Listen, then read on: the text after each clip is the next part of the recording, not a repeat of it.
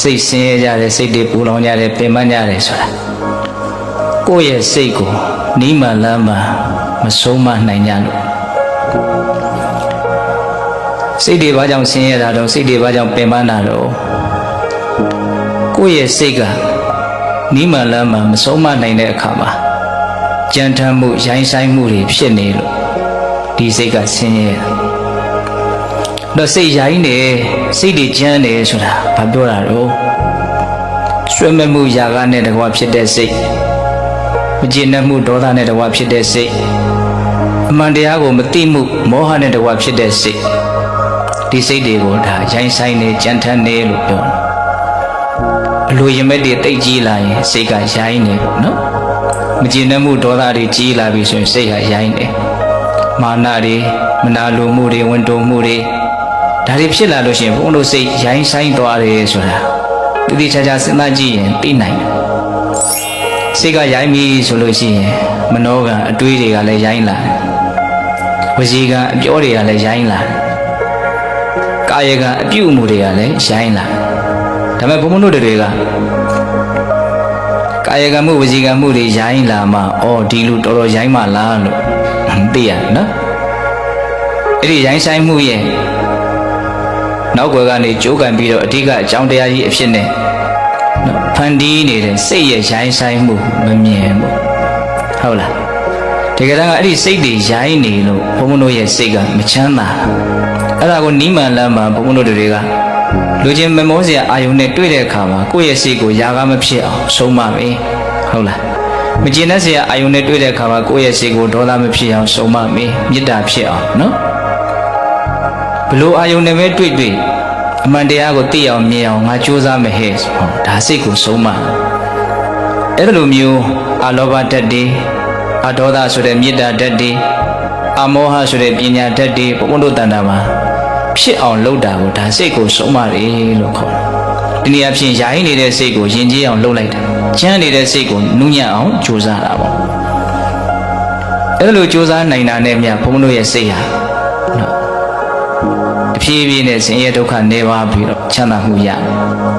ဒါမြတ်စွာဘုရားကအတိအလင်းစိတ်ကိုဆုံးမနိုင်လို့ရှိရင်ချမ်းသာမယ်လို့ဟောတာ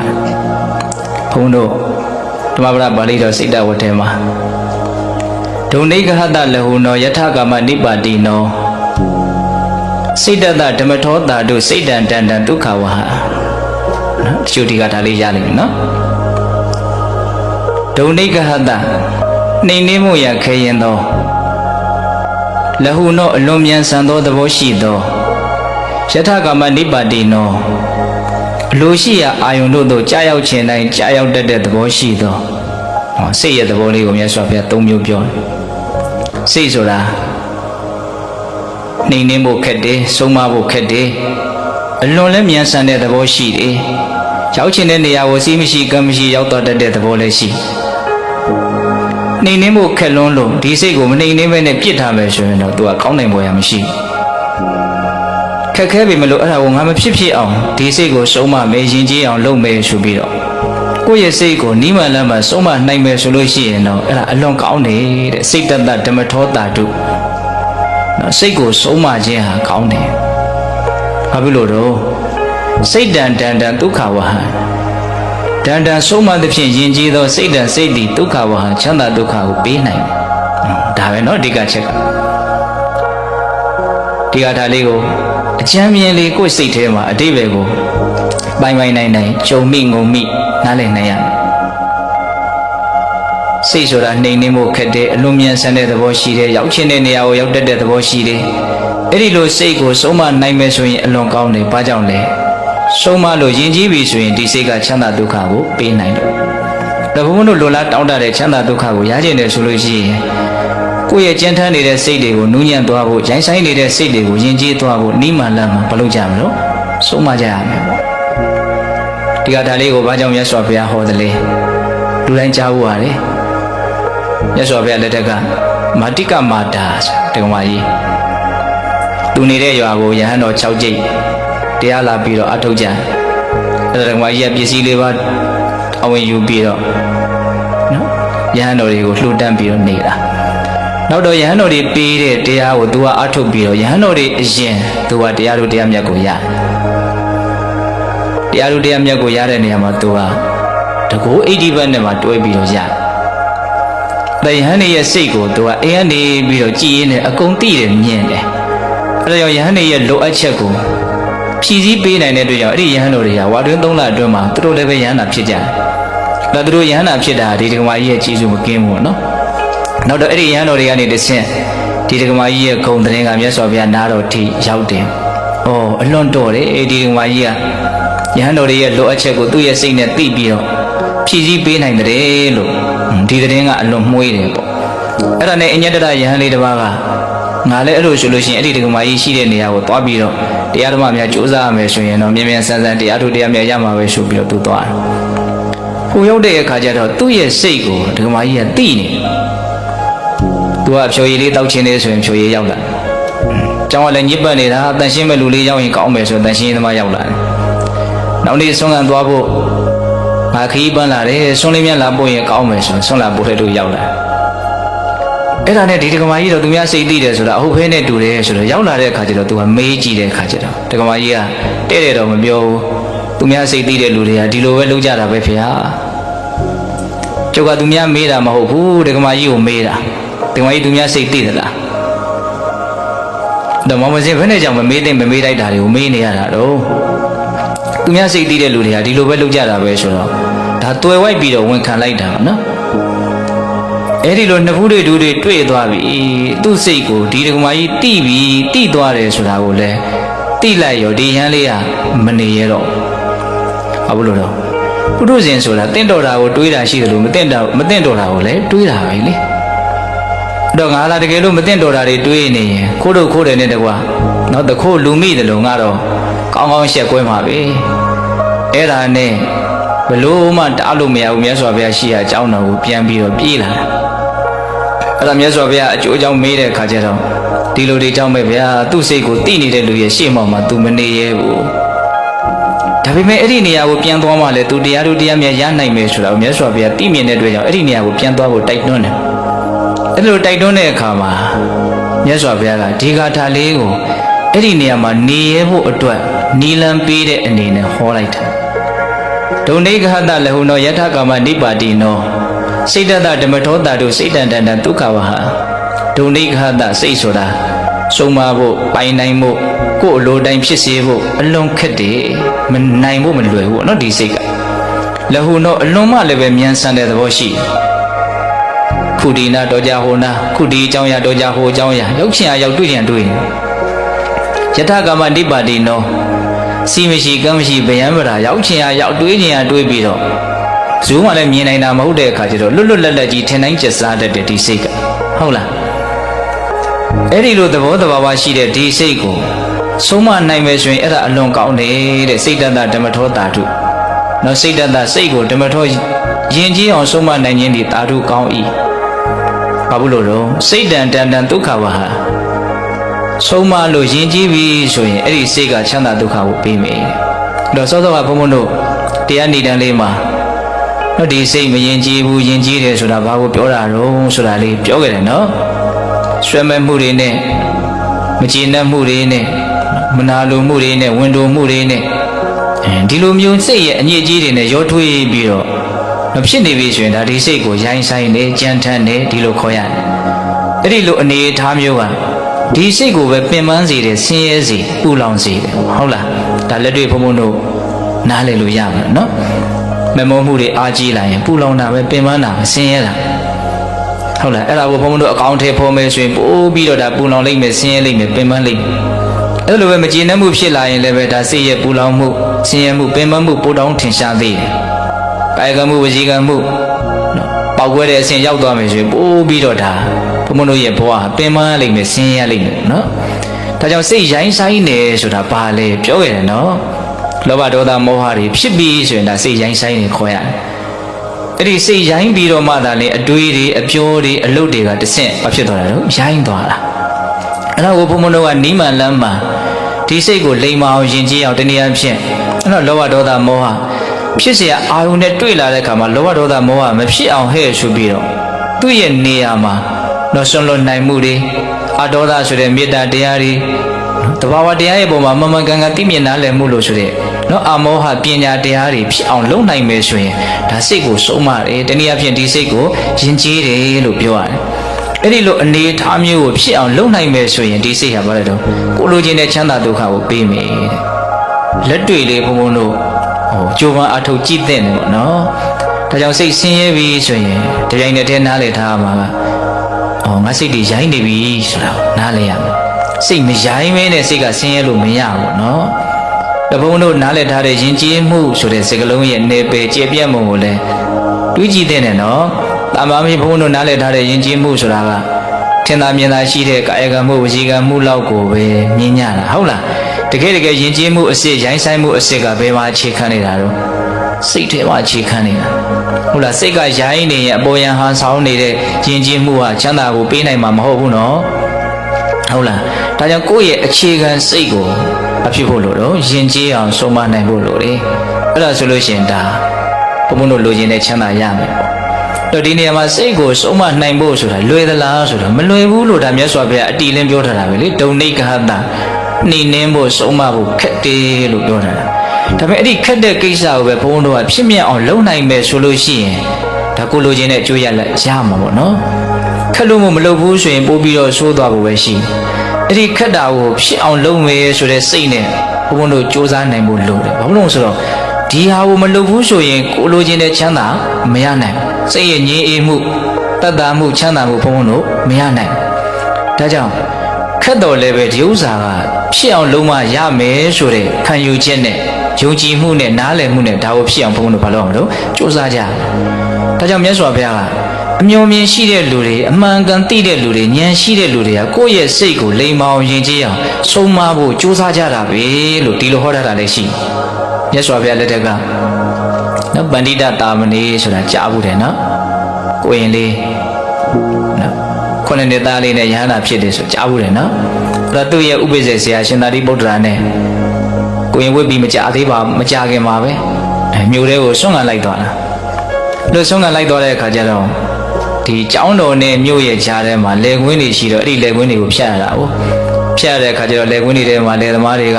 မြောင်းလေးတွေတွဲပြီးတော့ရေယူကြတာရေသွင်းကြတာဒါကိုမြင်တဲ့အခါကျတော့ကိုရင်ကအလွန်ချမ်းသာတဲ့တထေသားဒါတွေကိုမမြင်ဘူးအဲ့တော့ရှင်သာရိပုတ္တရာကိုမေးတယ်တဲ့အရှင်ဘုရားဒီရေတွေကစိတ်ရှိသလားလို့မေးတယ်ဟုတ်လို့မေးတာတော့ဆိုတော့လိုချင်တဲ့နေရာကိုရေတွေကတော့တွင်နဲ့စီးလာတာဟိုနားလေးလိုချင်ဟိုနားလေးဆွဲသွားရေကလိုက်သွားတာရေကလှုပ်ရှားပြီးတော့လူသွားတယ်လူလိုချင်တဲ့နေရာကိုရေကရောက်နေတာဆိုတဲ့အခါကျတော့သူ့မှာစိတ်မင်းရှိသလားဆိုတဲ့အတွေးနဲ့ကလေးတစ်ပါးကမေးကိုရင်ရေမှာစိတ်မရှိပါဘူးဆိုတော့ကိုရင်ဘာတွေးတယ်ထင်တော့စိတ်မရှိတဲ့ရေကိုတောင်ကိုလိုချင်တယ်လို့လုပ်လို့ရတယ်ဆိုရင်စိတ်ရှိတဲ့ငါဟာငါရဲ့စိတ်ကိုနော်သမထတရားဝိပဿနာတရားနဲ့နော်လိမ္မာအောင်ယဉ်ကျေးအောင်ဆုံးမတဲ့နေရာမှာဘာကြောင့်ဖြစ်မြောက်အောင်မလုပ်နိုင်ပဲရှိရမှာတော့အဲ့လိုစဉ်းစားဒါပါရမီလဲပါလို့နော်အဲ့ဒါနဲ့ဘုံဘုံတို့ရှေ့ဆက်သွားတဲ့အခါကျတော့မြို့အဝင်နော်မုတ်ဆိုးတွေလေးသမားတွေဘာလုပ်နေကြတာတွေ့တော့ဆိုတော့မြားတံတွေကိုဖြောင်းနေတွေ့မျက်စိတစ်ဖက်မှိတ်ပြီးတော့ကြည့်မီးဘေးမှာမီးဖိုပြီးတော့ဒီအပူပေးလိုက်ဖြောင်းလိုက်နော်တိုင်လေးတွေစိုက်ထားပြီးတော့ဖြောင်းအောင်လုပ်တာပေါ့နော်အဲ့တော့ကိုရင်အဲ့ဒါကိုမြင်တဲ့အခါကျတော့မေးပြန်တယ်ရှင်ဗျာတဲ့ဒီဝါရံလေးတွေမှာရောစိတ်ရှိသလားဝါရံလေးတွေမှာလည်းကိုရင်စိတ်ပဲရှိမှာတော့အဲ့တော့ကိုရင်ကစဉ်းစားပြန်တယ်စောစောကတော့စိတ်မရှိတဲ့ဒီဝါရံကိုတောင်ကိုလိုချင်လို့ဖြောင်းယူလို့ရတယ်ဆိုရင်ငါစိတ်ကိုဘယ်နဲ့ကြောင့်တော့ဖြောင်းမတ်အောင်ရင်ကြီးအောင်အည်သွေးရှိအောင်လုပ်လို့မရပဲရှိမလို့ငါဖြစ်အောင်လုပ်မယ်အဲ့ဒီလိုတွေးရအဲ့ဒါနဲ့ဘုန်းတို့ရှေ့ဆက်သွားတဲ့အခါကျတော့မြို့ထဲရောက်သွားပြီမြို့ထဲကျတော့အလုံးမျိုးစုံလုပ်ကြတဲ့အိမ်တွေအကုန်တွေ့ပြီဟုတ်လားအဲ့ဒီမှာဘာတွေ့လို့ဆိုတော့လက်သမားတွေလဲဘိန်းတွေလုပ်နေကြတယ်မြင်ခွင့်ကအစုံမြင်ရတာပေါ့နော်အဲ့ဒီလဲဘိန်းတွေလုပ်နေတော့လဲဘိန်းတွေကဘုန်းတို့တကူတို့ဆိုတာတွေကအကွေးလေးတွေရင်ဆက်မှဝိုင်းကြီးဖြစ်သွားတာ哦အဲ့ဒါကိုဒီမှာအဆူတို့စောက်တို့ဓာတ်တို့ပဲကိုတို့နဲ့ရွှေကြခုတ်ကြထစ်ကြပြုတ်ပြင်းကြဖန်တီးကြဒါကိုမြင်တဲ့အခါကျတော့ကိုရင်ကအရှင်ဗျာဒီတစ်သားတွေမှာရောစိတ်ရှိလားဗျာကိုရင်တစ်သားမှာစိတ်ပဲရှိမလို့စဉ်းစားပြန်တယ်စောတော့လို့ပဲ စိတ်မရှိတဲ့အသားကိုတော့လိုချင်တယ်လို့လှုပ်လို့ရတယ်ဆိုရင်ငါစိတ်ကိုဘယ်နဲ့ကြောင့်ငါဟာတော့သူတော်ကောင်းတရားမှာလိမ္မာကျွမ်းကျင်အောင်အမှန်တရားကိုသိအောင်မလုပ်နိုင်ပဲရှိရမလို့ငါလုပ်မယ်အဲ့လိုစဉ်းစားဒါစဉ်းစားပြီးတော့ကိုရင်ကဆုံးဖြတ်ချက်ကိုပိုင်ပိုင်နိုင်နိုင်ချတယ်အရှင်ဗျာတဲ့တပည့်တော်ကြောင်းပြန်တော့မယ်တဲ့တော့သူ့ဖို့ငချင်းသားလေးနဲ့တော့ဆွမ်းရအောင်လဲဆွမ်းခံခဲ့ပါအောင်လို့ဒီလိုမှာခဲ့တယ်ကိုရင်ကဒါရှင်သာရိပုတ္တရာလည်းခွင့်ပြုတူတူပြောကြပါစို့ကိုရင်ကအဲ့ဒီအမြင်လေးအခြေခံပြီးတော့သူ့စိတ်ကိုမစောစောကပြောခဲ့တဲ့ရိုင်းဆိုင်စေတတ်တဲ့တော့ယာကဒေါသမောဟမာနဣတ္တမစီယအစရှိတဲ့တော့ကိလေသာတရားတွေမုံဝင်အောင်တနည်းအားဖြင့်လိမ္မာအောင်ယဉ်ကျေးအောင်နီးမှန်လမ်းမှန်မြတ်စွာဘုရားပေးတဲ့နီးနဲ့ကြိုးစားအထုတ်ရဟန္တာဖြစ်တယ်အဲ့ဒီမှာတကယ်ကိုရင်ပဏိတကတကယ်ပညာရှိတဲ့ပုဂ္ဂိုလ်အဲ့ဒီကျမှတကယ်ဖြစ်သွားတယ်နော်အဲ့ဒီမှာမြတ်စွာဘုရားစောစောကဘုန်းတို့ပညာရှိတဲ့ပုဂ္ဂိုလ်ဟာကိုယ်စိတ်ကိုနော်ဆုံးမအောင်ဆုံးမနိုင်အောင်ကြိုးစားကြတယ်ဆိုတဲ့အတိပ္ပယ်ရှိတဲ့ဂါထာကိုမြတ်စွာဘုရားအဲ့ဒီမှာဟောတယ်ဥဒကေညိနေယန္တိနိဋ္ဌိကဥဒုကာရဓမယန္တိတေဇနံဒါရုံဓမယန္တိတစ္ဆကအတ္တနာဓမယန္တိပန္တိတာတဲ့ဥဒကေညိနေယန္တိနိဋ္ဌိကနိဋ္ဌိကလေသမားတို့သည်ဥဒကံရေကိုနေယန္တိကိုလိုချင်တဲ့နေရာကိုရောက်အောင်ယူကြတယ်တဲ့ရေယူတယ်ဆိုတော့မြောင်းလေးတွေ့ပြီးတော့ယူရတာပေါ့နော်လေသမားတွေကရေကိုလိုတဲ့နေရာကိုယူကြတယ်ဥဒုကာရဓမယန္တိတေဇနံဥဒုကာရလေးသမားတို့သည်တေဇနံမြားတံကိုဓမယန္တိအပူပေးပြီးဖြောင်းကြတယ်မြားတံလေးကဖြောင်းနေမှကိုပြစ်ချင်တဲ့ပြစ်မှတ်ကိုတန်တန်မတ်မတ်မှန်နိုင်မှာ哦မြားတံကဝိတ်ဝိုက်နေတယ်ဆိုလို့ရှိရင်ကိုပြစ်ချင်တဲ့ပြစ်မှတ်ကိုမှန်အောင်ပြစ်ဖို့မဖြစ်နိုင်ဘူးအဲ့လိုပဲဘုန်းဘုန်းတို့စိတ်ကလေးကလည်းဖြောင်းနေမှသူသိတယ်ရှိတာကိုသူကမှန်မှန်ကန်ကန်သိနိုင်ပြစ်မှတ်ကိုမှန်သွားတယ်လို့မျိုးဖြောင်းနေတဲ့မြားတံဖြင့်ပြစ်မှတ်ကိုမှန်တယ်လို့မျိုးဖြောင်းတဲ့စိတ်နဲ့ဘုန်းဘုန်းတို့ဟာတဘာဝတရားတွေရဲ့အကြောင်းကိုမှန်မှန်ကန်ကန်သိနိုင်ဟုတ်လားနောက်ပါပြောတော့ဥရကေညိနေယန္တိနိဋ္ဌိကဥဒုကာရဓမယန္တိတေဇနံ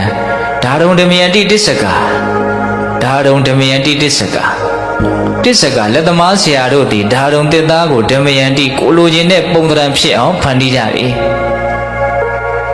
ဟုတ်လားအစတော့တရားရင်တုံးကြီးပဲလေဒါပေမဲ့ပြုပြင်ဖန်တီးလိုက်ပြီဆိုလို့ရှိရင်ပရိဘောကအသုံးဆောင်လည်းဖြစ်နိုင်တယ်သောတော်ကပြောလို့ရင်တွေရဲ့အစိပ်ပိုင်းလည်းဖြစ်နိုင်တယ်နောက်ဆုံးနော်နတ်ရုပ်ထုလည်းဖြစ်နိုင်တယ်ဆင်းတုတော်လည်းဖြစ်နိုင်တယ်ဒီတေတာအရင်တုန်းကဟုတ်လားအဲ့လိုပဲဘုန်းတို့ရဲ့စိတ်ကိုဘုန်းတို့ကနီးမှလက်မှစနစ်တကျပြုပြင်ဖန်တီးနိုင်မယ်ဆိုလို့ရှိရင်မမျှော်မှန်းနိုင်တဲ့အကျိုးရလဒ်တွေရနိုင်တယ်ဒါလေးတွေကဒေသနာကိုချဲ့ထွင်ပြီးတော့တွေးဖို့ဘုန်းဘုန်းပြောတာဟုတ်လားဒါမြတ်စွာဘုရားကကိုရင်တွေးခဲ့တဲ့အတွေးတွေကိုသိတော်မူမြင်တော်မူလို့ဒီဥမာလေးတွေကိုထည့်ပြီးတော့ပြောတာလေသမားတွေကရေကိုကိုလိုတဲ့နေရာရောက်အောင်ယူကြတယ်လေသမားဆိုတော့ရေကိုရောက်ကိုလိုချင်တဲ့နေရာရောက်အောင်ယူနိုင်တဲ့အစွမ်းရှိရမှာပေါ့နော်လေသမားဆိုရင်လည်းမြားတံကိုတော့ဖြောက်အောင်လုပ်နိုင်တဲ့အစွမ်းရှိရမယ်မြားတံမှာဖြောက်အောင်မလုပ်နိုင်တဲ့လေသမားဘယ်လိုလုပ်ပြီးတော့မှသူပြည့်ချင်တဲ့ပြစ်မှတ်ကိုမှန်အောင်ပြစ်နိုင်တဲ့လေသမားဖြစ်မှာမဟုတ်ဘူးနော်အဲ့လိုပဲလက်သမားဆရာဆိုရင်လည်းသူဖြစ်ချင်တဲ့ပရိဘောဂပစ္စည်းဖြစ်အောင်လုပ်နိုင်တဲ့အစွမ်းရှိရမယ်နောက်ရှင်လက်သမားဆရာဟုတ်မှာဖြစ်မှာမဟုတ်ဘူးနော်ရေမှကိုလိုတဲ့နေရာမယူနိုင်ဘူးဆိုရင်လေသမားမဖြစ်နိုင်ဘူးမြားတံမှာမဖြောက်နိုင်ဘူးဆိုရင်လေသမားမဖြစ်နိုင်ဘူးကိုလိုချင်တဲ့ပုံသဏ္ဍာန်မှာဖြစ်အောင်မလုပ်နိုင်ဘူးဆိုရင်လက်သမားမဖြစ်နိုင်ဘူးအဲ့ဒါလိုပဲတဲ့နောက်ဆုံးကြတော့ဗာပြောတော့အတ္တနံဓမယန္တိပန္တိတာတဲ့ဒါကတော့တရားဓမ္မတို့ရဲ့စိတ်ထဲမှာစွဲနေတဲ့မြတ်စွာဘုရားရဲ့အဆုံးအမနော်အတ္တနံဓမယန္တိပန္တိတာ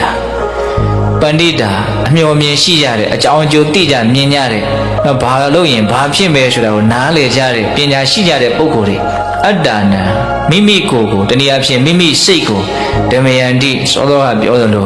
ရှင်ကြီးအောင်မရိုင်းဆိုင်အောင်ဆုံးမကြတယ်တဲ့ရေကိုကိုလိုတဲ့နေရာမှာမယူနိုင်ရင်လေသမားမဖြစ်နိုင်မြားသမားမဖြောင်းနိုင်ဘူးဆိုရင်လေသမားမဖြစ်နိုင်ဟုတ်လားအဲ့လိုပဲကိုလိုချင်တဲ့ပုံစံမှာတင်သားကိုဖြစ်အောင်မလုပ်နိုင်ဘူးဆိုရင်ဒါလက်သမားမဖြစ်နိုင်နောက်ဆုံးစကားကြတယ်ဘယ်လိုပြောမလဲကိုစိတ်ကိုမှမဆုံးမနိုင်ဘူးဆိုရင်ဒီလိုဟာပညာရှိမဖြစ်နိုင်ဘူးဒီလိုမျိုးတွေးရအောင်နော်ဒါကြောင့်ဒီကထာလေးတွေကိုဘုန်းဘုန်းတို့ကြည်ခြင်းအဖြစ်ကိုစိတ်ကိုဆုံးမရတာခက်ခဲတယ်မလွယ်ကူဘူးဆိုတာကိုဘုန်းဘုန်းတို့နော်သိထားတော်လည်းပဲဒီခက်ခဲတဲ့ကိစ္စကိုတော့ဖြစ်မြောက်အောင်ဘုန်းဘုန်းတို့ကြိုးပမ်းအားထုတ်ဖို့မလိုဘူးလားတို့ရနော်အဲ့ဒါကိုဘုန်းဘုန်းတို့လုံးမသာလင်ကိုလိုချင်တဲ့ချမ်းသာရမှာနော်ခက်တယ်ဆိုပြီးတော့မလုပ်ဘဲပြစ်ထားမယ်ဆိုလို့ရှိရင်စိတ်ကိုလွတ်ထားမယ်ဆိုလို့ရှိရင် ကိုလိုချင်တဲ့ချမ်းသာကရမှာမဟုတ်ဘူးတကယ်တမ်းလောကမှာခက်ဆုံးကလည်းဒီအလုပ်ပဲလို့ဘုံဘုံကတော့ထင်ပါတယ်ဟုတ်လားအဲ့ဒီခက်တဲ့အလုပ်ကိုမလုပ်ဘူးလွယ်တဲ့အတိုင်းပဲဘုံဘုံတို့ဖြစ်တယ်လို့ပဲနေမယ်ဆိုရင်တော့ဒါကချမ်းသာဖို့အကြောင်းမရှိကိုစိတ်ကိုဘုံဘုံတို့လွတ်ထားဖို့ဆိုတာလွယ်ပါလေဒီတိုင်းပဲထားလိုက်ရုံပဲလေအိဋ္ဌာုံနဲ့တွေ့ရင်လောဘအနိဋ္ဌာုံနဲ့တွေ့ရင်ဒေါသဒါကပုံမှန်သွားနေကြလမ်းကြောင်းပေါ့လွယ်လဲလွယ်ပါလေဘာမှခက်ဘုံတို့ကြိုးပမ်းစရာမလိုအာယုံကောင်းနဲ့တွေ့ရင်ဘုံတို့ကြိုက်ပါနော်အာယုံရိုးနဲ့တွေ့ရင်ဘုံတို့မိုက်မယ်ပေါ့နော်ဒီလိုသွားတာဒါလွယ်ပါလေဒါပေမဲ့အဲ့ဒီလွယ်တဲ့လမ်းစဉ်ကဘုံတို့လိုချင်တဲ့ကောင်းကျိုးရလဒ်ကိုဖြစ်စီမှာမဟုတ်ဟုတ်လားဟာအိဋ္ဌာယုံနဲ့ပဲတွေ့နိဋ္ဌာယုံပဲတွေ့ငါစိတ်ကိုမရိုင်းစေရဘူးအမှန်သိမှုဉာဏ်ပညာကိုပဲဖြစ်ထွန်းစေရမယ်မေတ္တာတရားကိုပဲဖြစ်ထွန်းစေရမယ်တိခံမှုခွင့်လွှတ်မှုကိုပဲဖြစ်ထွန်းစေရမယ်လို့အဲ့လိုကိုယ်စိတ်ကိုမကောင်းတဲ့ဘက်ကိုမရောက်စေဘဲနဲ့ကောင်းတဲ့ဘက်ကိုရောက်အောင်ဘုံဘုံတို့ဆုံးမရတဲ့အလုပ်ဆိုတာလွယ်မလားမလွယ်ဘူးစိတ်ဆိုတာနေရရှိတဲ့သဘောကိုအိုးစောစောကရေလိုပဲသူကဟုတ်လားကိုလိုတဲ့နေရာရောက်အောင်လုပ်ဖို့ဆိုတာအားစိုက်ရတယ်ဒီတိုင်းပြစ်ထားမယ်ဆိုရင်တော့ရေကသူ့အတူနေရတော့အပေါက်ရှာပြီးတော့စီးသွားမှာပဲလေဟုတ်လားဒါကြောင့်ခက်တယ်ဆိုပြီးတော့ဘုံဘုံတို့မလုပ်ရင်လိုလားတောင်းတတဲ့ကောင်းကျိုးဟာပြည့်စုံမှာမဟုတ်ဘူးဟုတ်လားအဲ့ဒီခက်တဲ့ကိစ္စကိုပဲငါဖြစ်မြောက်အောင်လုပ်မယ်ဆိုလို့ရှိရင်ဘာလို့ကိုလိုချင်တဲ့ကောင်းကျိုးချမ်းသာကိုရမယ်ပေါ့ဒါကြောင့်မြတ်စွာဘုရားလေသမားတွေဟာရေကိုယူကြတယ်လေသမားတွေဟာမြားကိုဖြောင်းကြတယ်လက်သမားတွေဟာတက်သားကိုလိုချင်တဲ့ပုံစံဖြစ်အောင်ဗန်ဒီလောက်ကန်ကြတယ်အဲ့ဒါလိုပဲအမျှော်မြင်ရှိတဲ့ဉာဏ်ရှိတဲ့အကြောင်းအကျိုးသိကြမြင်ကြတဲ့ပညာရှိတယ်လို့ဆိုတဲ့ပုံကိုယ်တွေဟာအရေးကြီးတဲ့အလုပ်လို့ဆိုတဲ့ကိုယ်စိတ်ကိုဆုံးမတဲ့အလုပ်ကိုကြိုးစားရတယ်တဲ့ဟုတ်လားအဲ့လိုဆိုရင်ဘုံဘုံတို့ကိုယ်စိတ်ကိုဘယ်လိုဆုံးမမလို့ဒါကအရေးပါတဲ့မိဂုံဖြစ်သွားပြီနော်ကိုယ်စိတ်ကိုဘုံဘုံတို့လိမ္မာအောင်ယဉ်ကျေးအောင်ဘယ်လိုဆုံးမမလို့ဒါကိုယ်စိတ်ကိုဘယ်လိုဆုံးမမလဲဆိုတဲ့မိဂုံရဲ့အဖြေလူရင်းတူရှင်လေးဘုံဘုံတို့တာနုတာမဏေကိုအကြောင်းပြုပြီးတော့ဟောထားတဲ့ဂါထာတော်မှာတွေ့ရတယ်ဒီကနေ့ညဘုံဘုံကအဲ့ဒီဂါထာလေး၃ပုဒ်ကိုခု2ပုဒ်ရှိပြီနော်ပြောတာဂါထာလေး၃ပုဒ်ကိုဆက်ပြီးတော့ဘုံဘုံကပြောနေတာဟုတ်လားအစီအစဉ်လေးချပြီးတော့ပြောနေအဲ့ဒီတာနုတာမဏေကိုအကြောင်းပြုပြီးတော့ဟောတဲ့ဂါထာလေးကိုရင်တာနုလူထွက်ခြင်းလို့အရင်ဘဝကဘီလူမတော်အရင်ဘဝအမေတော်ခဲ့တဲ့ဘီလူမကဒီကိုရင်ရှိနေတော့သူကသူ့ဘလူလောကနတ်လောကမှာသူကမျက်နှာပွင့်တော့ကိုရင်ကိုမထွက်စေခြင်းကိုအရင်ဘဝသူ့သားကိုရင်ကအဲ့ဒါနဲ့ဒီဘလူမကဝင်ပူးပြီးတော့တကယ်လို့သာထွက်မယ်ဆိုလို့ရှိရင်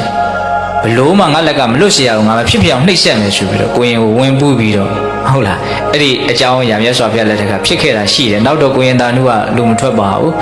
နောက်တော့သူကတရားဟောကောင်းနေနောက်ဆုံးရဟန္တာဖြစ်အဲ့ဒီကိုရင်တာနုကိုအကြောင်းပြုတော့မြတ်စွာဘုရားဟောတဲ့ဂါထာအလွန်ထင်ရှားတယ်အလွန်လည်းကောင်းတယ်အဲ့ဒီဂါထာလေးကိုဘုံဘုံတို့အလွန်တရာမှအတိပ္ပယ်ပြည့်ဝတဲ့အတွက်ကြောင့်စိတ်ကိုဆုံးမဖို့အတွက်အတူဆုံးနီလန်းပေးထားတဲ့အတွက်ကြောင့်စိတ်ထဲမှာမှတ်မှတ်သားသားလေးဖြစ်အောင်နာစီခြင်းပေါ့နော်။ဘာပြောထားတယ်ဆိုတော့ဣဒံပုရိစိတ်တမစာရိစာရိကံယေနိစကံယထကာမယထဒုက္ခံတတိဇာဟနေကနိတာမိယောနိတောဟဋ္ဌိပပိနဝေယအင်္ဂုတကဟောတဲ့ဂါထာကြီးဂါထာဆိုရတော့နည်းနည်းခက်တယ်ဣဒံပုရိစိတ်တမစာရိစာရိကံယေနိစကံယထကာမယထဒုက္ခံဒီကြတော့စိတ်ရဲ့သဘောလေးကိုမြတ်စွာဘုရားဘယ်လိုပြောတော့ပုရိရှေးခါကာလ၌ဣဒံစိတ်တံဤစိတ်တည်ဆိုလိုတာရှေးတုန်းကစပြီးတော့အခုချိန်ထိတိုင်အောင်တတ္တဝါရဲ့စိတ်ဘုသူစိတ်ဘဝစိတ်လို့မကန့်တတ်ဘူးစိတ်မှန်သမျှပေါ့ဗျာဟုတ်လားစိတ်တည်ရဲ့သဘောဘယ်လိုရှိတော့တဲ့ဟိုရှေးတုန်းကစပြီးတော့ဒီကနေ့တိုင်အောင်ဣဒံစိတ်တံဤစိတ်တည်ယထကာမယေနိစကံယထကာမယထဒုက္ခံယေနိစကံအလိုရှိတိုင်းယထကာမအလိုရှိရာယထဒုက္ခံကောင်းနိုးရာရာစာရိကံလှဲ့လေခြင်းကိုအစရိလှဲ့လေခဲ့ဘူးလားလိပြီတဲ့ဒကာဓမ္မတို့ဘုန်းတို့ရဲ့စိတ်ကအိုးဘဝတန်တရားကာလတလျှောက်ဒီကနေ့တိုင်အောင်သူဟာထင်သလိုကျက်စားလာခဲ့အာယုန်တွေရဲ့ပုံမှာထင်သလိုကျက်စားလာခဲ့အဲ့လိုထင်သလိုကျက်စားလာတယ်ဆိုတော့မြတ်စွာဘုရားဘယ်လိုလေးပုံဖော်ပြအဲ့ဒါလေးကိုဘုန်းဘုရားအလွန်ပြောခြင်းယေနိစကံယထကာမယထဒုက္ခံစကလုံးလေး၃လုံးသုံးယေနိစကံအလိုရှိတိုင်းယထကာမအလိုရှိရာယထဒုက္ခံကောင်းနိုးရာရာအဲ့တော့ဘုံဘုံစိတ်ထဲမှာဘလို့နားလေသွားတော့ဘလို့တွေးမိတော့ဆိုတော့စိတ်ဆိုတာနော်ကောင်းလို့ရရ तू ကောင်းမယ်ထင်တဲ့အာယုန်တွေပေါ်မှာကျက်စားတာဟုတ်လားယထာဒုက္ခကောင်းလို့ရရအဲ့ဒီ तू ကောင်းတယ်ထင်တဲ့အာယုန်ပေါ်မှာ သူကောင်းတယ်ထင်တဲ့အာယုံမှာကျက်စားတဲ့ခါမှာလည်းပဲအဲ့ဒီကောင်းတယ်ဆိုတာတဲ့ကိုမှသူကဘာထပ်ပြီးတော့ရွေးချယ်လာတော့ဆိုတော့နော်ကောင်းတယ်ဆိုတာတဲ့ကမှသူကကြိုက်တာကိုထပ်ရွေးတယ်ဟုတ်လားနော်ကောင်းတယ်နဲ့ဘုံဘုံတော့ကြိုက်တာမဟုတ်ဘူးလေဟုတ်လားစတော့ကောင်းမယ်ထင်တာကိုရွေးပြီးတော့ကျက်စားတယ်အဲ့ဒီကောင်းမယ်ထင်တာတွေကမှကိုစိတ်ကြိုက်ကိုကြိုက်တာထပ်ပြီးတော့ရွေးတယ်ပေါ့အဲ့ဒီကြိုက်တာကိုတွေ့ပြီးဆိုရင်တော့ရေနှိပ်စကန်အလိုရှိတိုင်းတဲ့အလိုရှိတိုင်းဆိုတာကတော့အတိုင်းစားမရှိတော့ဘူးပေါ့နော်ဒီတည်းပဲသူကတဝဲလေလေနဲ့မထွက်နိုင်မင်းနဲ့ကျစားနေတော့တာစိတ်ရဲ့သဘောလေးကိုဘုံဘုံကမြတ်စွာဘုရားပြောပြတဲ့စကားလုံးလေးတွေကိုကိုတွေးမိတာလေးတွေကိုဖြော့ပြတာဟုတ်လားကောင်းတယ်ထင်တာတွေကမှကြိုက်တာကိုတွေးပြီးဆိုရင်တော့ကြိုက်တဲ့လောက်သူကသွားတယ်ဆိုတဲ့သဘောစိတ်ရဲ့သဘောပေါ့နော်အဲ့ဒါရှေးကာလကစပြီးတော့ဒီကနေ့တိုင်အောင်ဒီစိတ်ဟာဒီပုံစံနဲ့သူထင်တယ်လို့ကျစားလာခဲ့တာပေါ့နော်အထင်ကိုမရှိဗျံပရာဒီလိုလာခဲ့တာအဲ့ဒါကိုမြတ်စွာဘုရားဘယ်လိုဥမာပေးတော့အင်ကုတကဟောတဲ့ချုံးကင်သောစင်တိန်သည်ဟတ္ထိပဝေနအမှုံရသောစင်ကိုနေကနာတိဝိယနှိတ်ကိုဆုံးမတဲ့ကဲ့သို့ဣဇာယနေ့အဟံငါသည်တန်စိတ်တန်ထိုဖြစ်ရှင်တိုင်းဖြစ်နေတဲ့ဒီစိတ်ကိုထိုစိတ်ကိုယောနိသောမရတိကာရလို့ဆိုတဲ့တင့်တယ်လျှောက်ပတ်မှန်ကန်စွာတွေးတောဆင်ခြင်နိုင်ရင်လို့ဆိုတဲ့ယောနိသောမရတိကာရဖြင့်နေကနိတ္တာမိနှိတ်ကုတ်ပေအံဆုံးမပေအံဒီကြတော့သူကနှိတ်ကုတ်တယ်ဆိုတဲ့စကားကိုသုံးတယ်ဟုတ်လားအဲ့ဒါမြတ်စွာဘုရားဘယ်လိုဥမာပေးတော့ချုံးကင်ထားတဲ့စင်တိန်ဟာအမှုံရစ်တဲ့စင်ကိုဆုံးမတယ်လို့နှိတ်ကုတ်တယ်လို့ဟုတ်လားစင်ကိုဘုန်းတို့ဆုံးမတဲ့နေရာမှာစင်ကိုနိုင်အောင်ကိုင်းတဲ့နေရာမှာလက်ချီဗလာတက်တက်နဲ့သွားပြီးတော့ကိုင်းလို့မရဘူးဘာပါရမလို့ချွန်းပါရနော်အဲ့လိုပဲဘုန်းတို့ရဲ့စိတ်ကိုဘုန်းတို့ကိုင်းတွယ်တဲ့နေရာမှာဘာမှဘုန်းတို့အသိဉာဏ်ပညာမရှိဘဲနဲ့ကိုယ်စိတ်ကိုလိမ္မာသေးခြင်းနဲ့ယဉ်ကျေးသေးခြင်းနဲ့ဆိုတဲ့ဆန္ဒတစ်ခုလောက်နဲ့ဘုန်းတို့ဆုံးမလို့မရဘူးအမှုံရစ်တဲ့စင်ကိုဆုံးမပဲဆိုရင်ချွန်းဆိုတဲ့လက်နဲ့ရှိဖို့လိုတယ်လို့ဒီစိတ်ကိုဘုန်းတို့ဆုံးမပဲဆိုလို့ရှိရင်လည်းပဲလက်နဲ့လိုတယ်ပေါ့နော်အဲ့ဒီလက်နဲ့ကိုဒီနေရာမှာမြတ်စွာဘုရားပါပြောဆိုယောနိတော်လို့ပြောတယ်ယောနိတော်ဆိုတာယောနိတော်မနတိကာရကိုပြောတာနော်ယောနိတော်မနတိကာရဆိုတာနော်လမ်းကြောင်းမှန်မှန်တွေးတဲ့သဘောပေါ့